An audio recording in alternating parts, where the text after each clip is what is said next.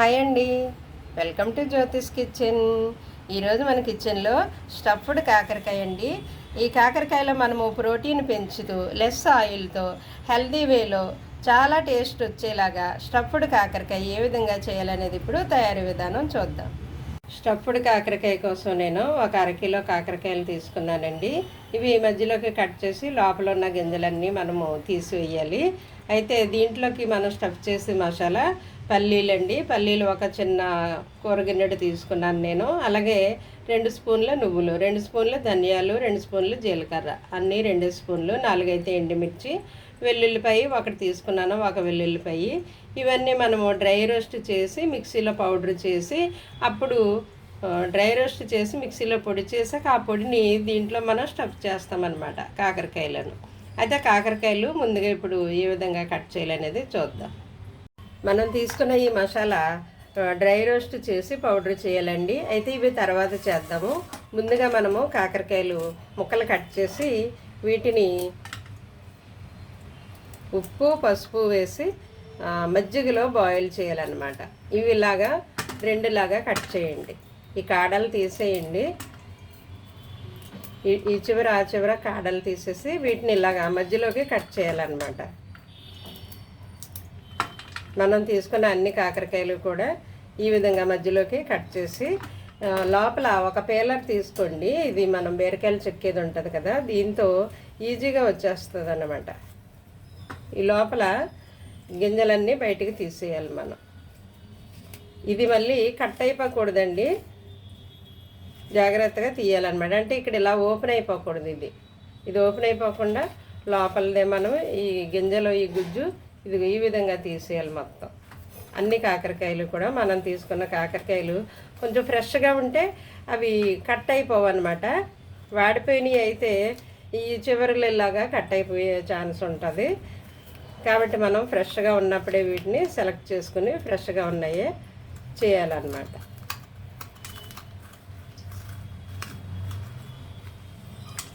ఈ పేలర్ తీసుకుంటే మీరు ఈజీగానే వచ్చేస్తుంది. ఇలాగ మొత్తం లోపల తీసేయాలి, కానీ ఇటువైపు ఓపెన్ అయిపోకూడదు, ఇటువైపు ఓపెన్ అవ్వకూడదు. ఇటువైపు ఒకవైపే ఓపెన్ అవ్వాలి, ఇంకోవైపు ఓపెన్ అవ్వకూడదు. ఎందుకంటే మనము స్టఫింగ్ చేసేటప్పుడు మసాలా అటు నుండి బయటకు వచ్చేస్తుంది కదా, అలా రాకుండా ఒకవైపే ఓపెన్ అయ్యేలాగా కొంచెం మనం జాగ్రత్తగా ఇలాగ లోపల ఈ గింజలు తీసేయాలి.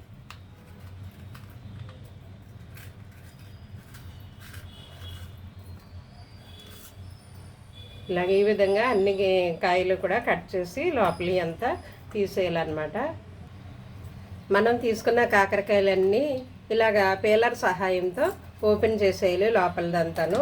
ఇదిగో చూడండి, ఈ విధంగా సెపరేట్ చేసేయాలన్నమాట. ఇలా కట్ చేసుకుని అయితే ఒక పాత్ర తీసుకుని దీంట్లో మనము వీటిని అన్నీ వేసేసి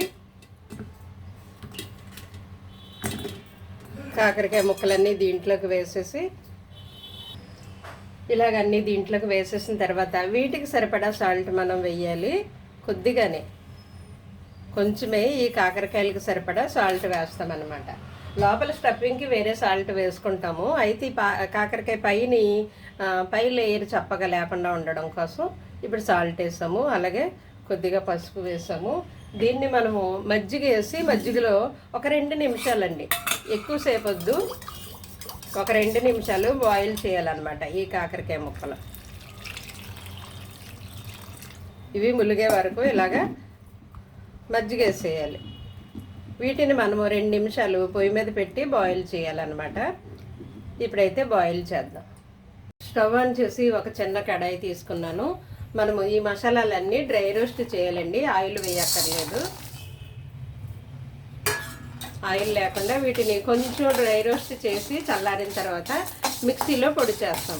ఈ పొడి వాటిలో స్టఫింగ్ చేస్తాం అన్నమాట. కాకరకాయలు పక్కనే బాయిల్ అవుతున్నాయండి. మజ్జిగ సరిపోకపోతే మీరు వాటర్ కూడా వేయచ్చు. వాటిని ఒక 2 నిమిషాలు అలాగా బాయిల్ చేయాలన్నమాట. ఈ లోపల మసాలా మనము వేయించి పొడి చేసి రెడీగా ఉంచుకుంటే అవి చల్లగా అయిన తర్వాత వాటిలో స్టఫింగ్ చేస్తాము. కొంచెం దోరగా లైట్గా వేయిస్తే సరిపోతుందండి. మరీ ఎక్కువ అక్కర్లేదు, మాడిపోక్కర్లేదు. ఇలా చేసిన ఈ కాకరకాయ ముక్కలు నిల్వ ఉంటాయండి, 2-3 రోజులు నిల్వ ఉంటాయి. మీరు జర్నీస్లో ఎప్పుడైనా ప్రయాణాలు వెళ్తాం కదా ట్రైన్లో అదిని, అలా ఊర్లు వెళ్ళినప్పుడు కూడా ఇవి పట్టుకెళ్ళొచ్చు. పిక్నిక్ వెళ్ళినప్పుడు, 2 రోజులు ఎక్కడికన్నా కారులో ఊరు వెళ్ళినప్పుడు అలాగా పట్టుకుని వెళ్ళొచ్చు, నిల్వ ఉంటాయి. అలాగే ఇవి పప్పు ఐటమ్స్, పప్పు, టమాటో, అలాగే పప్పు చారు, సాంబారు, అలాంటి చారు, పప్పు చారు, అలాంటి పప్పు ఐటమ్స్ వండుకున్నప్పుడు మనం పక్కన ఇవి నంచుకోవడానికి బాగుంటుంది. టేస్ట్ కూడా బాగుంటాయి, చేదు ఉండదండి. మనం ఇలాగా మజ్జిగలో బాయిల్ చేస్తున్నాం కదా, పసుపు సాల్ట్ వేసి మజ్జిగలో బాయిల్ చేస్తున్నాం కాబట్టి ఇవి చేదుగా కూడా ఉండవు అన్నమాట, తినడానికి బాగుంటుంది. ఇలా లైట్గా వేయిస్తే సరిపోతుందండి. ఇవి వేగిపోయాయి, నేను స్టవ్ ఆపేసి ఇవి చల్లారనిస్తాను. చల్లారిన తర్వాత మనం మిక్సీలో పొడి చేద్దాం. ఇవి మజ్జిగ తిరగబడమే లేట్ అండి, ఆ వాటర్ తిరగబడితే చాలన్నమాట. వాటర్ తిరగబడిన తర్వాత 2 నిమిషాలు ఉడికితే సరిపోతుంది. ఎందుకంటే వాటిని స్టఫింగ్ చేశాక మరలా మనం పెనం మీద కాలుస్తామన్నమాట, అందువల్ల ఎక్కువ మెత్తగా ఉడికిపోక్కర్లేదు. ఈ వాటర్ ఇలా బాయిల్ అయ్యాక 2 నిమిషాలు ఉడికితే సరిపోతుందండి. వాటిని మనం సెపరేట్ చేసి చల్లారనిద్దాం. కాకరకాయ ముక్కలు ఆ మజ్జిగ నీళ్ళలో నుంచి సెపరేట్ చేసేసి వీటిని చల్లగా అవ్వనివ్వాలి. ఈ లోపల మనము వేయించుకున్న మసాలా అంతా గ్రైండ్ చేద్దాం. వేయించుకున్న ఈ మసాలాకి సరిపడా సాల్ట్ నేను వేస్తున్నానండి. ఇదిగో సాల్ట్, దీనికి సరిపడా ఈ మిక్సీ జార్లో వేసేసి, అలాగే కొద్దిగా ఎండు కొబ్బరి పొడి వేస్తున్నాను నేను. 1 స్పూన్ ఉంటుంది, ఇది 1 పెద్ద స్పూన్ ఉంటుంది. మీ దగ్గర ఎండు కొబ్బరి పొడి ఉంటే వేసుకోండి, లేదంటే పచ్చి కొబ్బరి అయినా వేయచ్చు. ఒకవేళ వేయకపోయినా పర్వాలేదు. ఇవన్నీ పప్పులన్నీ వేస్తున్నాం కాబట్టి కమ్మగానే ఉంటుంది.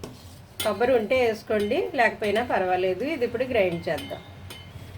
ఇలా గ్రైండ్ చేసిన ఈ మసాలా ముద్ద ఉంది కదా, దీన్ని మనం ఒక ప్లేట్లోకి పెట్టేసుకుందాం.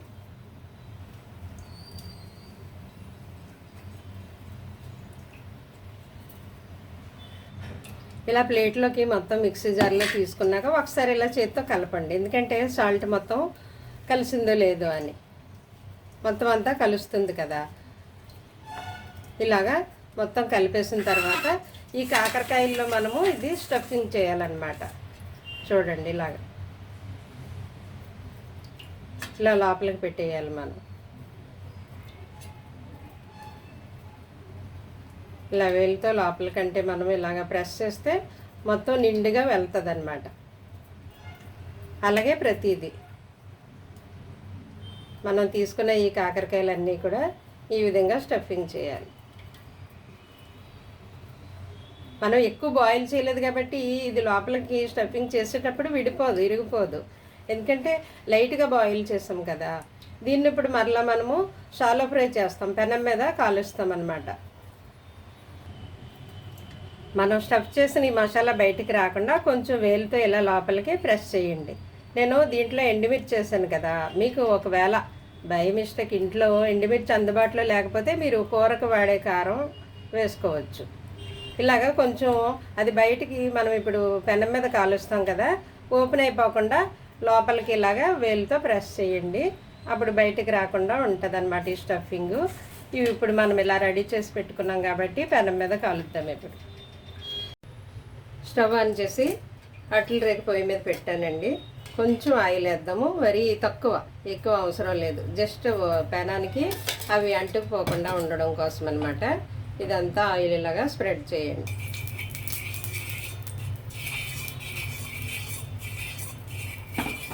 ఆయిల్ ఇలా స్ప్రెడ్ చేసిన తర్వాత ఈ కాకరకాయ ముక్కలు మనం దీని మీద ఇలాగా పేర్ చేసుకోవడం.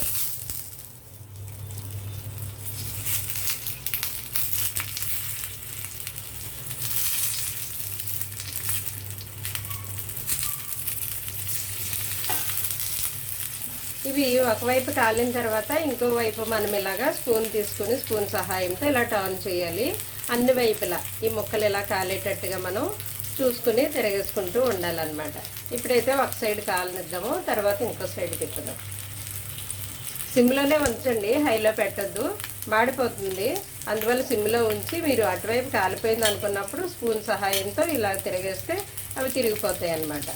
అప్పుడు ఈ పైన కూడా మనకి ఆయిల్లో రోస్ట్ అవుతుంది. ఆ లోపల స్టఫింగ్ కూడా ఇంకా ఒకవేళ పచ్చిగా ఉంటే అది ఉడుకుతుంది, కమ్మగా తయారవుతుంది, బాగుంటుంది. ఒకవేళ మీకు ఎండుమిర్చి అందుబాటులో లేకపోతే కూరకు వాడే కారం వాడచ్చు. అలాగే ఇంకేదైనా ఎండు కొబ్బరి ఉంటే వేసుకోవచ్చు, లేదంటే పచ్చి కొబ్బరి వేసుకోవచ్చు, లేదంటే కొబ్బరి లేకపోయినా స్కిప్ చేయొచ్చు. మిగతా ప్రాసెస్ అంతా ఇదే విధంగా చేసుకోవచ్చు. అంటే మరి ఏదో ఒక ఐటము ఇంట్లో అందుబాటులో లేదని మన వంట ఆగిపోకూడదు కదా. సరే, ఇవి అయితే ఇలా కాలేద్దాం. ఇప్పుడు ఈ విధంగా మనము ఒకవైపు కాలితే ఇంకో వైపు ఇలాగా టర్న్ చేసుకుంటూ అన్ని వైపులా ఈక్వల్గా కాలేటట్టు చూసుకోవాలండి. ఒకవేళ అవసరం పడితే మాడిపోతుంది అనుకుంటే పైన ఆయిల్ డ్రాప్స్ లాగా వేయండి చుట్టూరును. ఈ వేడిగా ఉన్నాయి కాబట్టి మనం ఇలా స్పూన్ సహాయంతో ఇలాగా ఎటు కాలేదో అటువైపు టర్న్ చేసుకోవాలి. అయితే కొంచెము ఆయిల్ డ్రాప్స్ వేస్తే అవి మాడిపోకుండా చక్కగా రోస్ట్ అవుతాయి అన్నమాట. చుట్టూ ఇలాగ ఆయిల్ వేస్తే సరిపోతుందండి. ఇలా డ్రాప్స్ వేస్తే చాలు, లెస్ ఆయిల్ అనమాట. చాలా తక్కువ ఆయిల్తో మనము ఫ్రై ఐటమ్ చేసేసుకుంటున్నాం. ఎక్కువ ఆయిల్ వేయట్లేదు. సో నిర్భయంగా తినొచ్చు భయపడకుండా. డైటింగ్ చేసేవారు, షుగర్ ఉన్నవారు, వెయిట్ తగ్గాలనుకున్న వాళ్ళు, ఎవరైనా కానీ పెద్ద వయసు వారైనా నిరభ్యంతరంగా తినొచ్చు. ఇంకా మీకు అందులో పల్లీలు వద్దనుకుంటే పచ్చిశనగపప్పు కూడా మీరు వేసుకోవచ్చు. అంటే మీ హెల్త్ని బట్టి. మీకు ఒకవేళ గ్యాస్ ప్రాబ్లం ఉందనుకుంటే ఆ పచ్చిశనగపప్పు ప్లేస్లో మినపప్పు కూడా వేసుకోవచ్చు. మన ఆరోగ్యాన్ని బట్టి మనము ఆయా పదార్థాల్లో మార్చుకుని మనకి అనుగుణంగా హెల్త్కి సపోర్ట్ ఇచ్చేటట్టు, సహకరించేటట్టు వాటిని మార్చుకుంటూ టేస్టీగా మనము ప్రిపేర్ చేసుకోవచ్చు కదా. ఓకే, అటువైపు కూడా కాలేద్దామండి. చూడండి, ఈ విధంగా మన కాకరకాయ ముక్కలు అన్ని వైపులా కాలిపోయాయి కదా. అన్ని వైపులా కాలిపోయిన తర్వాత మనము స్టవ్ ఆపేసి వీటిని డిష్ అవుట్ చేయడమే. చక్కగా మన స్టఫ్డ్ బెటర్గాడి లేదా స్టఫ్డ్ కాకరకాయ రెడీ అయిపోయిందండి. ఎంతో చక్కగా టేస్టీగా ప్రిపేర్ చేసుకున్నాం మనం. ఎందుకంటే ఇందులో మనం పప్పులు వేసాం కాబట్టి ప్రోటీన్ ఉంటుంది, అలాగే కాకరకాయలో ఫైబర్ ఉంటుంది, అలాగే కాకరకాయ ఆరోగ్యానికి చాలా మంచిదని అందరికీ తెలిసిన విషయమే. నేనైతే పక్కనే పప్పు టమాటో చేశానండి.